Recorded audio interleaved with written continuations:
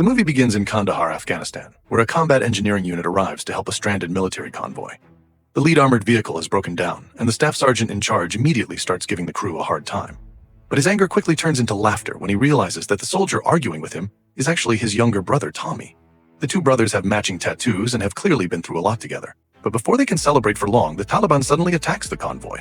Mortars rain down around them, and one of the explosions hits Tommy's vehicle. The staff sergeant desperately tries to reach him, but another blast knocks him unconscious.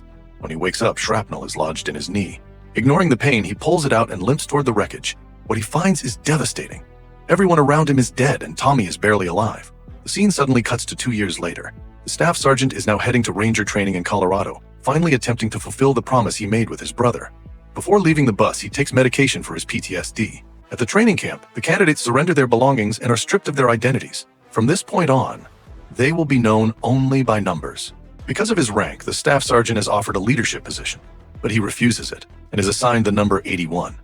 The instructors then explain what awaits them. They are facing 8 weeks of brutal selection, designed to test their physical strength, mental endurance, and emotional stability. Every week, candidates will be eliminated. Only those who survive until the end will face a final 24-hour death march. Those who complete it will earn the legendary Ranger Scroll. The training begins immediately, and the candidates are thrown into punishing obstacle courses. One by one, weaker candidates are eliminated. While most struggle to keep up, 81 quietly pushes himself through every challenge. He rarely speaks to anyone and prefers to train alone.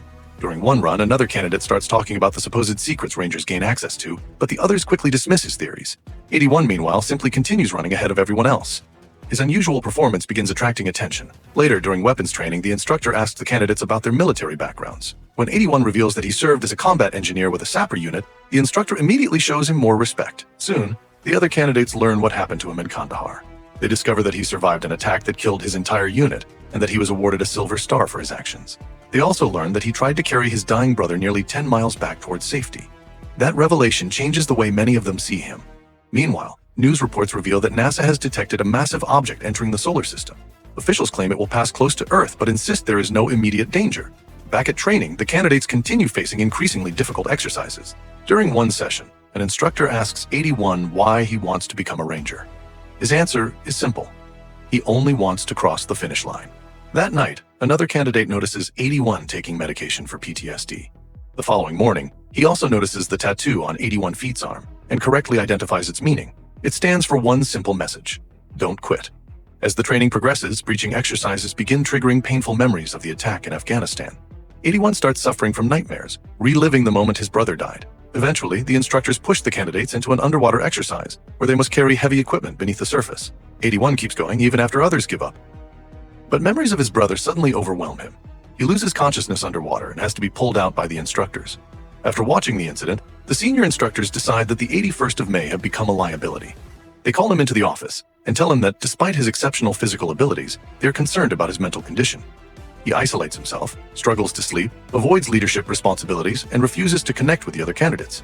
They offer him the chance to voluntarily withdraw, but 81 refuses. He insists that he still has a parade to prepare for. Soon after begins. 81 expects to be eliminated when his number is called, but instead, he is ordered to step forward. He has made it to the final stage. Only a handful of candidates remain. Their final challenge will be a simulated rescue mission deep inside the mountains. They are told that a classified aircraft has been shot down behind enemy lines. Their mission is to locate the wreckage, destroy it, rescue the pilot, and return to base within 24 hours. The candidates are flown into the Rocky Mountains by Black Hawk helicopters. After landing, they begin moving through the wilderness toward their target. 81 immediately takes control of the team's timing and keeps everyone focused on their objective. At one point, the team discovers what appears to be the crashed aircraft. They prepare explosives and move into position. But 81 notices something strange and goes to investigate. He soon discovers that the real target is somewhere else. Unfortunately, he returns too late. The explosives detonate, but the aircraft doesn't even suffer a scratch. Then the machine suddenly powers up. A scanning beam sweeps across the area before turning red. It is locked onto them. The machine opens fire, killing several soldiers almost instantly. 81 orders everyone to scatter. The survivors run through the forest, but the machine follows them relentlessly. They eventually reach a steep cliff and are forced down the slope by another attack. Several soldiers are badly injured, while one is impaled on a tree branch. Despite being injured himself, 81 immediately begins treating the wounded. He resets his own dislocated fingers, frees the trapped soldier, and applies a tourniquet to another man's leg. But the situation becomes even worse when they realize their radio operator has been killed, and their communications equipment is destroyed. They have no way to contact the instructors. The machine is now hunting them on its own. The survivors lower themselves down a cliff using ropes, but the machine detects them again. It kills one of the soldiers and forces the rest deeper into the forest. Eventually, 81 has to reset another soldier's badly broken leg without anesthesia. The man's screams echo through the forest as 81 forces the bone back into position. The group then realizes that the machine is generating a powerful magnetic field, explaining why their compasses malfunction whenever it gets close. 81 concludes that their only hope is to reach the village where the instructors are supposedly stationed. Their journey takes them to a powerful river. With no bridge available, 81 volunteers to swim across and establish a zipline. He fights against the current and barely makes it to the opposite bank. The team begins crossing, but before everyone can make it over, the machine returns. Gunfire erupts, the soldiers lose their grip, and several are thrown into the raging water. 81 manages to grab the injured team leader before they're both swept toward a massive waterfall. They plunge over the edge but somehow survive. Afterward, they discover that another candidate, 60, has also survived. He reveals something shocking. He had seen the original mission plans and knows that the exercise was supposed to be nothing more than a controlled simulation. It was never supposed to be a real alien machine. The group finally reaches the village only to discover that it has been completely destroyed. The radio tower is gone, the buildings have been burned down, and human remains are scattered across the area. 81 notices a massive path carved through the landscape and realizes that the machine crashed through the village before continuing toward the location where they first encountered it. The others finally understand what they're dealing with. The object from the news wasn't just an asteroid, it was carrying these machines. But 81 refuses to stop. He tells everyone they need to get back to base and warn the military. When another candidate accuses him of acting like a hero, 81 finally reveals the truth about his brother. He never actually made it back to base. He collapsed just short of the perimeter, and by the time he woke up in the hospital, his brother was already dead. When he wakes up, he finds himself surrounded by the burned remains of his teammates. He discovers that part of the machine survived beneath the rubble and is still transmitting signals into space. Nearby, the injured team leader is still alive. 81 drags him away as the machine begins scanning the area again. Rain pours down, making the ground almost impossible to cross. Eventually, completely exhausted, 81 collapses. His watch beeps. The 24-hour deadline has passed. He believes he has failed, but the injured soldier reminds him of the promise he once made with his brother. He tells 81 that his brother never stopped talking about becoming a ranger with him.